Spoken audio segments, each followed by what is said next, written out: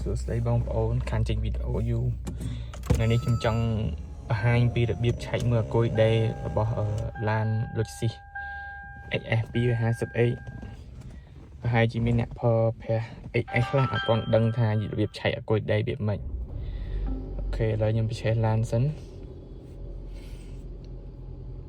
លូតសញ្ញាដូរភ័យមិនតាន់បានដូរ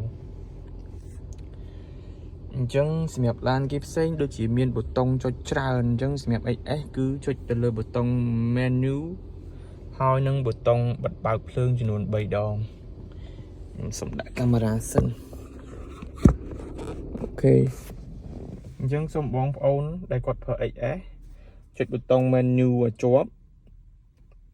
រួចហើយយើងចុចប៊ូតុងបើកភ្លើងចំនួន3ដង1 2 3ចេញមកហើយ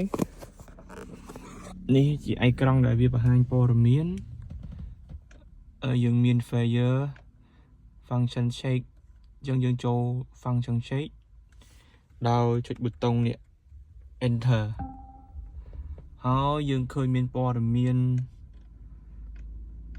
ស្អីគេខ្លះក្នុងនេះច្រើនណាស់អញ្ចឹងយើងយកពាក្យ vehicle signal enter ទៀតមកអញ្ចឹងអាគុយដេររបស់ឡានខ្ញុំគឺ 14.1 វ៉ុលដោយ standard អាគុយដេរវាអាចចាប់ពី14 វ៉ុលគឺចាត់ទុកថាល្អអាចប្រើប្រាស់បានតែបើអាចក្រោមនឹងអាចយើងផ្លាស់ប្ដូរថ្មីសិនទៅមានអីទេមានតែប៉ុណ្្នឹង